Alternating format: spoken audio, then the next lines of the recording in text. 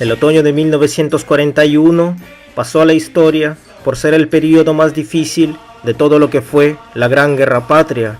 Los alemanes estaban a las puertas de la capital y a mediados de octubre ya conquistaban las ciudades aledañas de la región de Moscú, mientras que los generales alemanes con sus binoculares podían contemplar las cúpulas del Kremlin.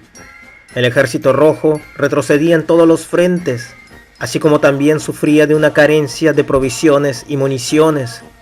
En la ciudad de Moscú, la gente empezaba a pelearse por la escasez de productos. Ante la mirada de los moscovitas, la policía secreta minaba puentes, fábricas y rieles del tren, y en toda la ciudad se respiraba un aire a derrota.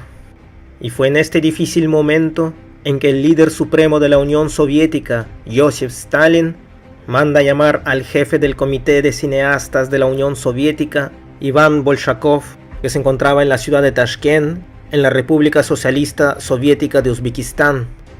Para cumplir esta misión fue mandado un avión con 5 inspectores de la NKVD. Para Bolshakov, una reunión de tal importancia le suponía el punto más alto de su carrera o el fin de esta.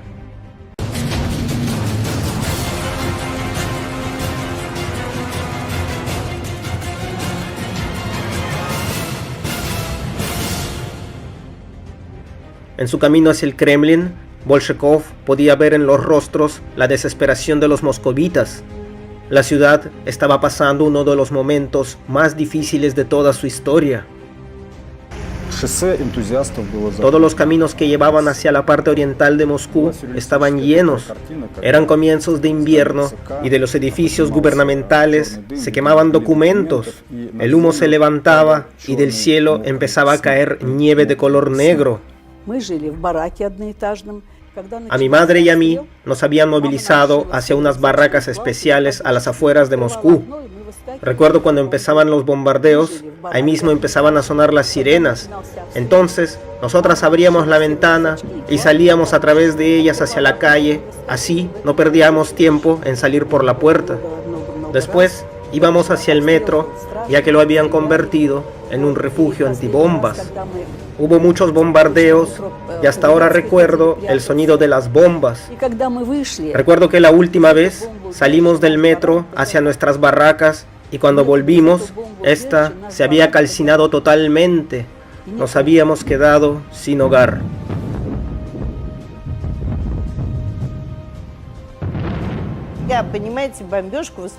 Yo era muy pequeña aún y para mí los bombardeos eran como una fiesta. Recuerdo que mi abuela ponía una almohada en la ventana y me sentaba en ella para que yo vea a través de la ventana. Recuerdo que me gustaba ver las luces de los proyectores y cuando encontraban un avión me ponía ahí mismo a gritar: «Abuela, un avión, un avión».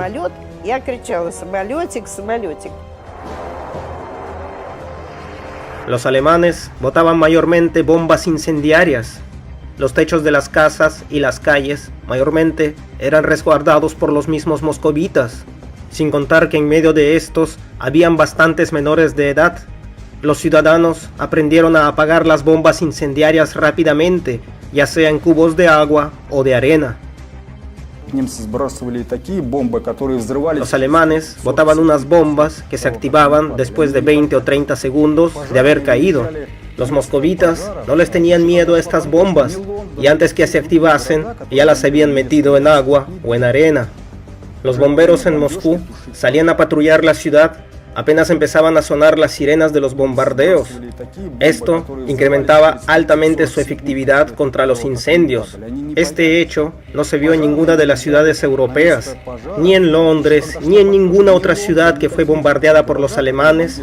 Se vio que salieran los bomberos a apagar los incendios al mismo tiempo que se bombardeaba la ciudad. Al mismo tiempo, la situación en el frente era difícil e imprevisible. El alto mando de la Unión Soviética y del ejército no tenían ni la más mínima idea de lo que pasaba a las afueras de Moscú. No había ningún dato acerca de la situación del ejército rojo y de la Wehrmacht. Y hasta en estos difíciles momentos no se contemplaba la idea de entregar la ciudad de Moscú. Volverían a la ciudad en un Stalingrado y la defenderían calle por calle. El mismo Stalin ligó su destino con esta ciudad y no estaba en sus planes cedérsela a sus enemigos. Muchos del gobierno ya se habían trasladado hacia la ciudad de Kuybyshev, en la región de Novosibirsk, al este de los montes Urales, y también se tenía planeado movilizar a Stalin hacia esa ciudad como líder supremo de la Unión Soviética. Y dice que cuando le preguntaron de forma indirecta si él planeaba mandar a su guardia personal hacia la ciudad de Kuybyshev, este respondió que él mismo mandaría a su guardia personal, pero al frente, si esto fuera necesario, y mandó a traer al mariscal Georgy Zhukov desde Leningrado hacia Moscú para su defensa. El mariscal Georgy Zhukov también recordó en una entrevista muchos momentos que pasaron en ese periodo. Stalin болел гриппом, но работал. Stalin estaba enfermo de gripe, pero aún así trabajaba. Ese día me saludó con la mirada y después me invitó a ver los mapas que tenía en la mesa. Y me dijo, mire, así es como está la situación. Hasta ahora no puedo entender qué es lo que está sucediendo. ¿Dónde están nuestros enemigos? ¿Dónde está nuestro ejército? Si usted puede, vaya ahora mismo al frente y averígüelo. Vaya allá y averigüe cuál es la situación certera y llámeme a cualquier hora del día. Yo estaré esperándolo las 24 horas si es posible. Hasta el día de hoy, 75 años después de este día, sigue sorprendiéndonos los hechos que vio el mariscal Georgy Zhukov cuando fue a ver en qué situación se encontraba el frente soviético a las afueras de Moscú.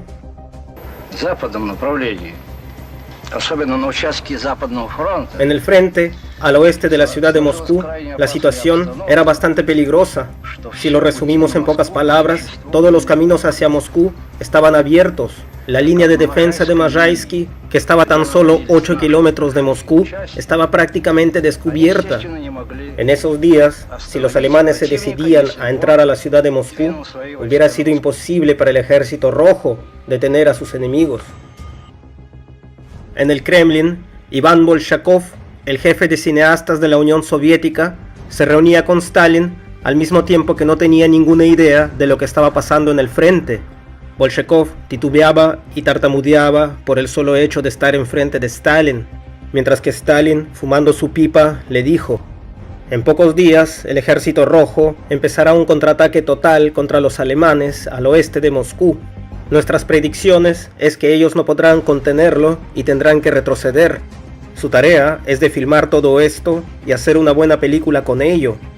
Bolshakov no sabía cómo contestarle a Stalin. Hacer una buena película del contraataque soviético cuando los alemanes estaban a punto de entrar a Moscú, y de dónde tenía Stalin la seguridad de que los alemanes iban a retroceder. La cuestión era cómo iban a desenlazarse los acontecimientos de dicho contraataque. En la mesa estaban vistas todas las opciones, ya sea que las fuerzas de refuerzo iban a mandarse al ataque primario o ya sea al contraataque. Sea como fueran los resultados, la película debería demostrar que la maquinaria de la Blitzkrieg había sido detenida en Moscú.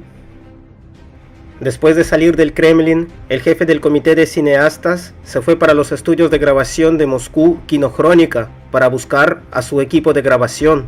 Lo primero que hizo fue hacer una lista de los 19 mejores camarógrafos que habían en la ciudad.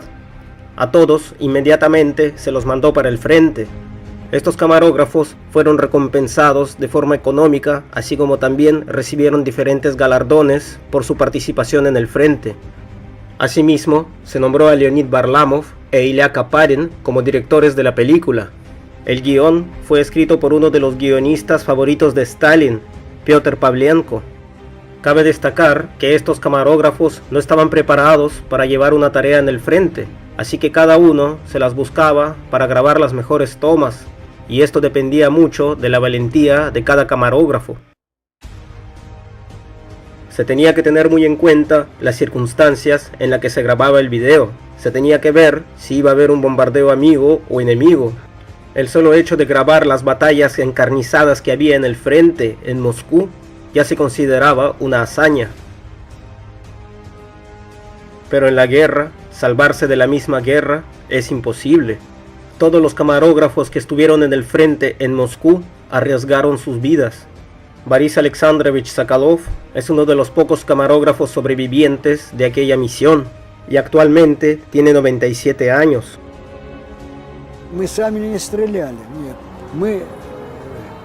Nuestra tarea era principalmente de filmar la vida del soldado común en el frente de la forma más realista posible, para entender lo difícil y peligrosa que era la vida de los camarógrafos en la Gran Guerra Patria durante el frente oriental de la Segunda Guerra Mundial.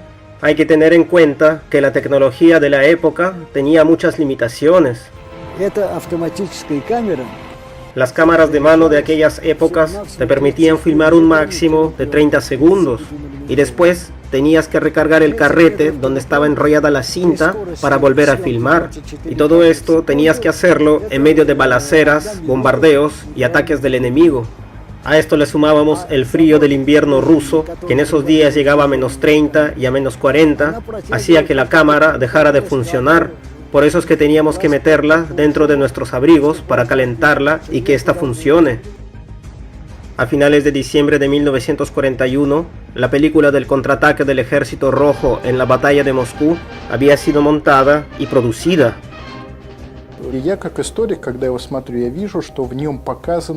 Este filme es excelente.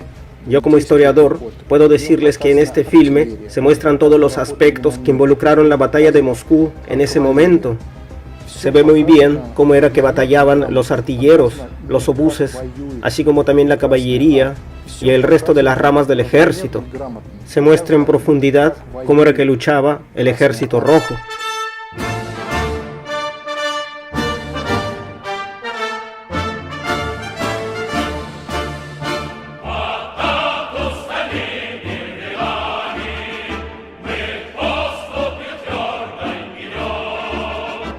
A finales de otoño y comienzos de invierno de 1941, la ciudad de Moscú se había vuelto una fortificación.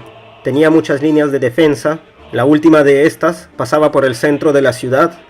Al frente iban batallones de las milicias populares conformadas por los mismos ciudadanos de la ciudad de Moscú.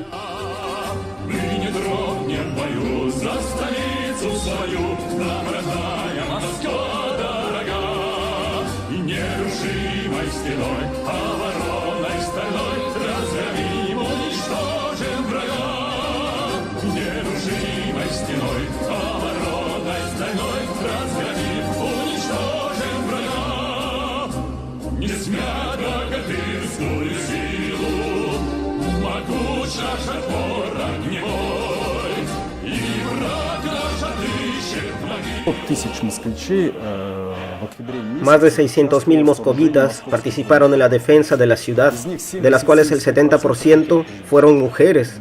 Estas mujeres hicieron un trabajo monumental sin importar el frío, la nieve y las inclemencias del clima, y en conjunto lograron formar más de 16.000 kilómetros de trincheras.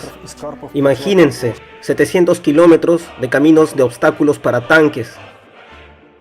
Las fábricas redoblaron la producción de armas y de provisiones para el frente, así como ropa de invierno, corazas y medicamentos.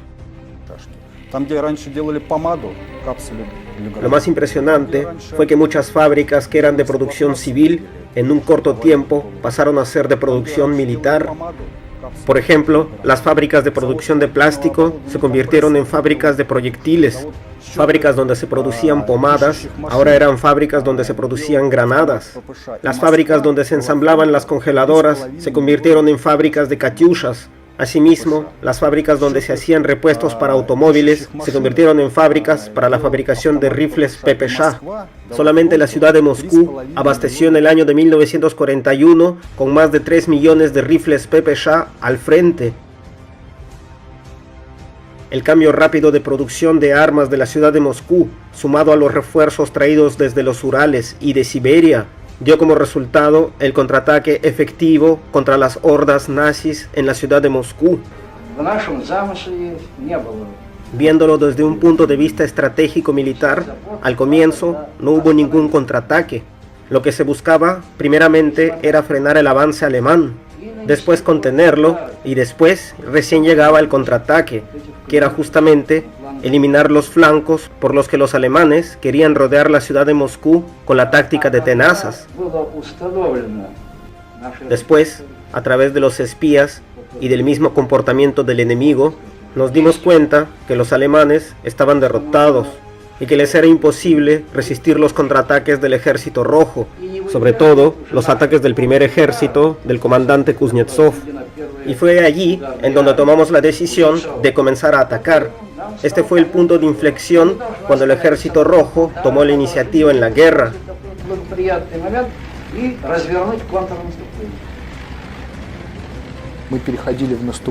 Fue en ese momento cuando los soviéticos empezaron a ganarle a los alemanes, y esto teniendo en cuenta que el Ejército Rojo tenía un 10% de superioridad frente al Ejército Centro de la Wehrmacht. Por eso, la batalla de Moscú se la considera el punto de inflexión no solamente en la Gran Guerra Patria, sino también en toda la Segunda Guerra Mundial.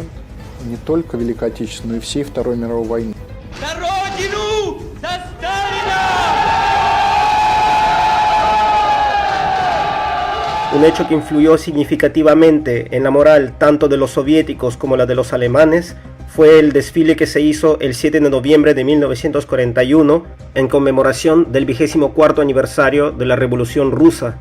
Los que participaron en este desfile marcharon directo desde la Plaza Roja hacia el frente, el que en ese momento se encontraba literalmente a 30 kilómetros del Kremlin. En medio del pánico y la huida de la población hacia Oriente, el gobierno decidió hacer este desfile militar, lo que subió la moral no solamente al ejército, sino también a los moscovitas, normalizando con esto la ciudad, lo que significaba una victoria colosal en el ámbito político.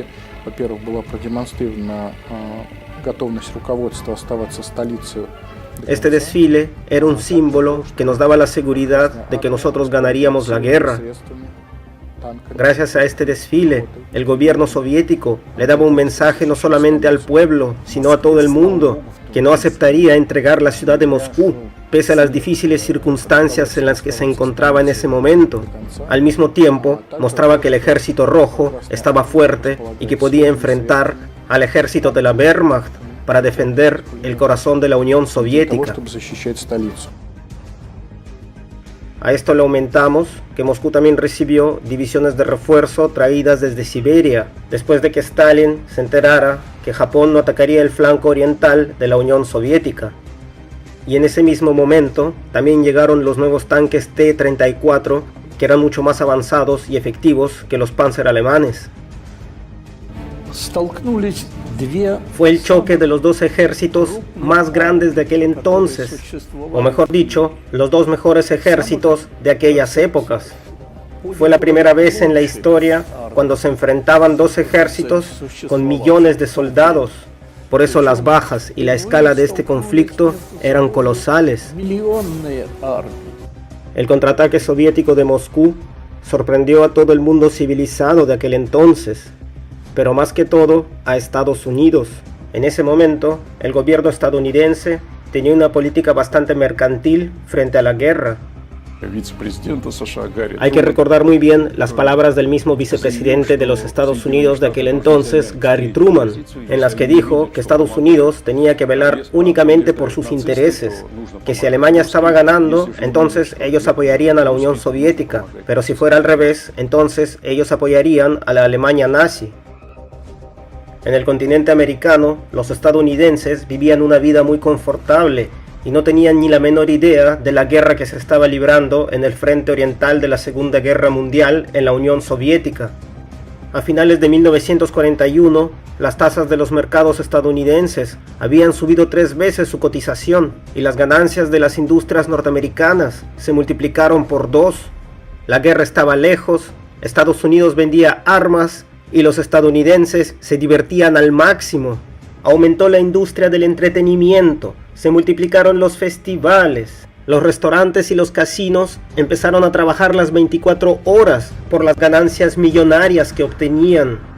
Al mismo tiempo, y como en 2 dimensiones totalmente opuestas, en la Unión Soviética, la Wehrmacht eliminaba a millones de civiles.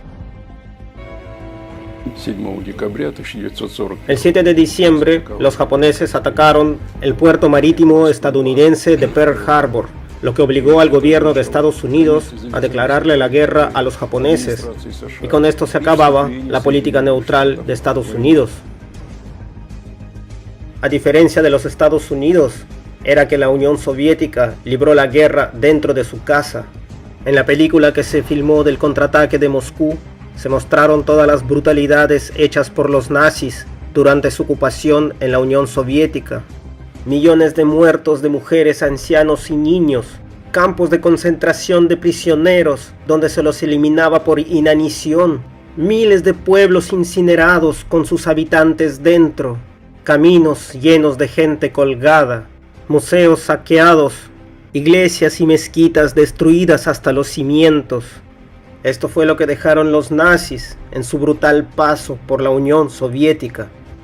Los camarógrafos que filmaron la contraofensiva de Moscú ni siquiera tenían que esforzarse para encontrar este tipo de atrocidades, ya que en cada pueblo liberado se encontraba prácticamente el mismo patrón de crueldad. El tiempo estimado de vida para los soldados del Ejército Rojo dependía mucho de su rango. Para el comandante de un pelotón eran 3 días, para un comandante de compañía 7 días, comandante de batallón 11 días, para un coronel 20 días, para un soldado común y corriente de 18 a 20 horas. Hay tomas que se hacen desde los aviones U-2, en donde se muestran las armas de asedio destruidas de los nazis que estos habían abandonado antes de retirarse, así como también tanques y armas de artillería que después fueron usadas como armas de trofeo contra los mismos alemanes. Vladimir Sushinsky, uno de los camarógrafos principales que llegó después hasta Berlín, dejaría una frase que entraría dentro de las instrucciones de todos los camarógrafos de campo. La tarea más importante del corresponsal de guerra es hacer un documental del infierno en la tierra, filmando los momentos más terribles y duros para convertirlos después en una obra de arte. Los estadounidenses, a diferencia de los soviéticos, ya tenían una industria propagandística bastante desarrollada, que impulsaba el patriotismo con filmes de muy alta calidad y excelentes directores. Estos, al ver la película del contraataque de Moscú, valoraron muy alto a los camarógrafos y a los directores de la película, ya que estos tenían que estar en el mismo frente junto con los soldados para hacer las tomas que se ven en la película. Muchos de ellos murieron cumpliendo su misión. La película del contraataque de Moscú se terminó de filmar el 25 de diciembre y el 27 de diciembre de 1941 se comenzó a incorporarle el sonido. Uno de los directores dijo una vez en una entrevista: en los fríos estudios de grabación nos topamos con uno de los momentos de mayor responsabilidad.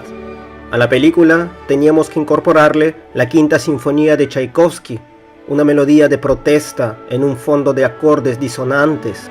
En la pantalla teníamos imágenes de pueblos quemándose, con mujeres llorando en medio de cuerpos de niños calcinados. Y al lado de todo esto, soldados de la Wehrmacht parados muy orgullosamente. Todos los que estábamos en esa oficina escuchábamos la música, mirábamos la pantalla y llorábamos, pero seguíamos trabajando con las manos congeladas por el dolor que nos salía del alma. Por delante todavía quedaban varios años de guerra, pero momentos decisivos que marcaron el frente oriental quedaban pocos. La batalla de Moscú significó el fracaso de la Blitzkrieg. De igual manera, le dio tiempo a la industria bélica soviética para reorganizarse, así como también la toma de la iniciativa por parte del Ejército Rojo, lo que conllevó a Alemania a una guerra de desgaste larga contra la Unión Soviética, algo para la cual no estaba preparada, lo que condujo posteriormente a la derrota de la Wehrmacht. La película del contraataque de Moscú fue entregada a la directiva del gobierno de la Unión Soviética el 2 de enero de 1942. El primer y el más importante crítico fue el mismo Joseph Stalin, el que después de verla dijo que una buena película tiene tanto valor como muchas divisiones. Después dio la orden que se la mostrara al público soviético el 23 de enero, que era el día del Ejército Rojo. Esta película fue todo un éxito de taquilla. Solamente en los años de 1942 y 1943 la vieron más de 16 millones de personas. Cuando comenzaron a verla en el extranjero, el público, especialmente en Occidente, entendió que la guerra que se libraba en el frente oriental en la Unión Soviética era una guerra única en la historia, ya que la Unión Soviética estaba movilizando todos los recursos que tenía para su supervivencia, debido a que efectivamente el ejército nazi llevaba una guerra de aniquilación contra el pueblo soviético. Y fue en este momento en que Estados Unidos e Inglaterra se pusieron mucho más serios en su relación que tenían como aliados de la Unión Soviética. El primer triunfo que tuvo esta película fueron los premios Stalin. Después vendrían los premios internacionales. A finales de febrero de 1942, casi al mismo tiempo en que esta película recibía los premios en su país, también era condecorada por el Comité de Cineastas de los Estados Unidos. En primer lugar, tenemos que decir que el primer triunfo de la película en los Estados Unidos fue hacer que pase totalmente la censura norteamericana. Si hasta hoy en día la película impresiona por el alto contenido de valor que tiene, imagínense en esas épocas. El público norteamericano estaba consternado después de ver esta película. Fue la primera vez en que los estadounidenses podían ver la escala real de la guerra que se tenía en el frente oriental. Muchos sabían de la guerra a través de la propaganda alemana, ya que ésta se desenvolvía con fuerza en el continente americano, pero pocos sabían del horror y la barbarie que estos le habían causado a la Unión Soviética en tan solo unos meses de ocupación. Pero el premio más alto que recibió esta película en el extranjero fue el 3 de marzo de 1943, en la 17ª entrega anual de la Academia. Esta película, bajo el nombre de Moscú contraataca, recibió el Oscar a la mejor película extranjera. Esta película recibió un Oscar por 3 criterios principales: el heroísmo de los camarógrafos a la hora de ser filmada, el contenido de alto valor y el significado político que transmitía. A Roosevelt y a Churchill, después de ver esta película, no les quedó duda alguna que sería la Unión Soviética la que ganaría la guerra, ya que esta solamente les constataba el hecho de que el pueblo y el gobierno soviético eran mucho más fuertes que el alemán, y que al fin y al cabo sería la Unión Soviética la que llegaría hasta Berlín y liberaría del nazismo a Europa.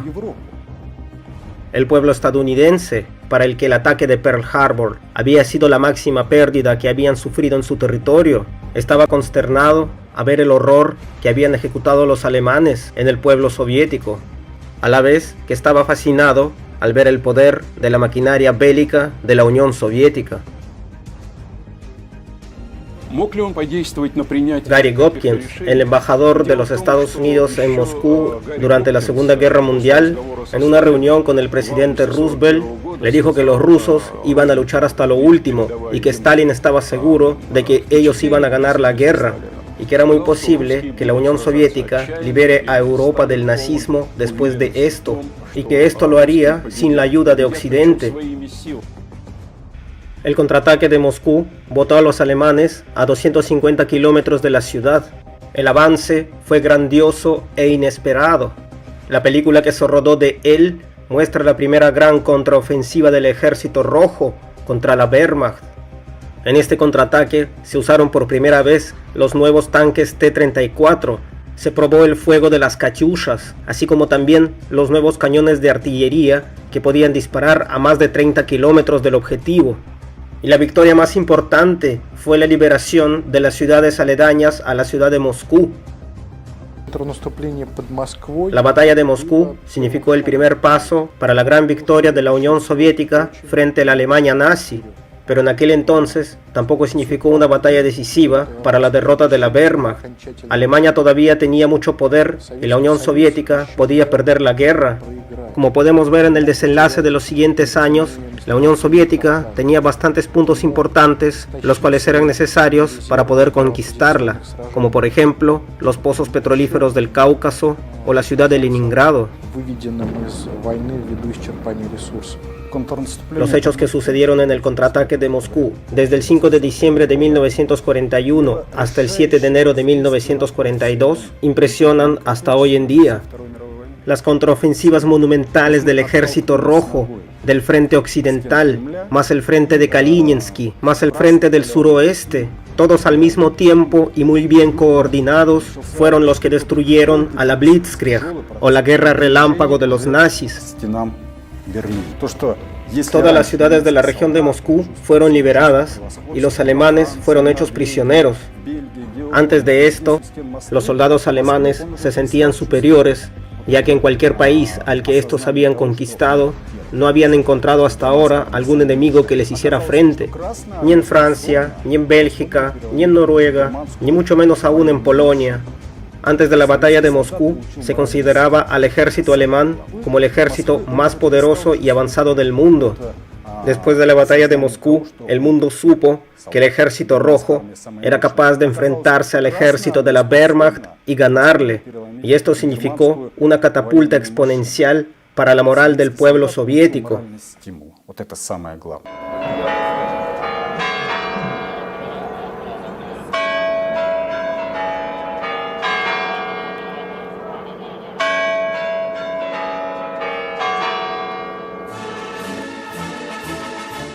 Hace 77 años, en la región de Moscú, el Ejército Rojo, un ejército de soldados poco entrenados, chiquillos que recién habían terminado la escuela, civiles, mujeres, ancianos y niños, derrotaron por primera vez al ejército de la Wehrmacht, un ejército de soldados profesionales que se habían curtido con años de experiencia en la guerra.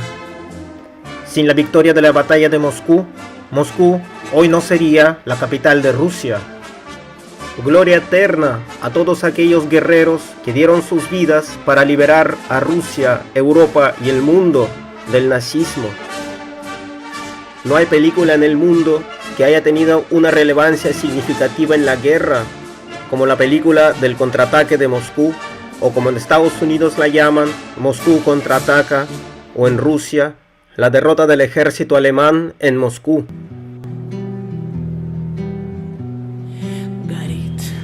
Кружится планета над нашей родиною ты, и значит нам нужна одна победа. Одна на всех мы за ценой не постоим, одна на всех мы за ценой не постоим. Нас ждет огонь смертельный, и все бессилен вновь. Сомнения прочь уходит ночь отдельный. 10-й наш десантный батальон, 10-й наш десантный батальон.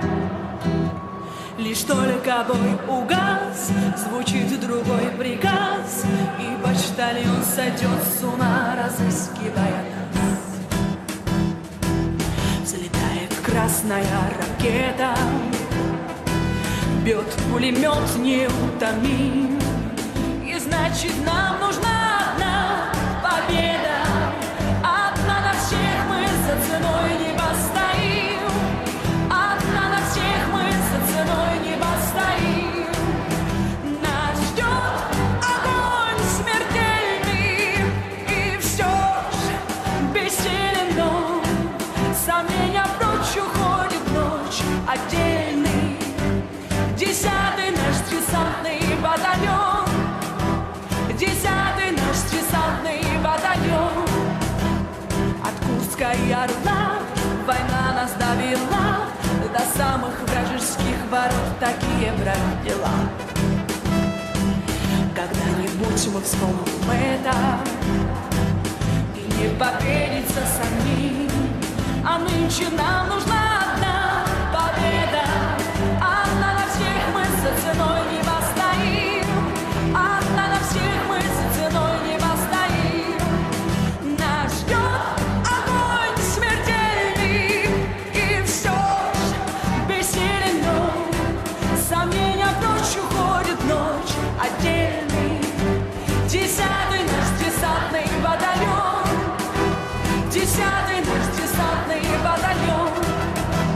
10-й наш десант.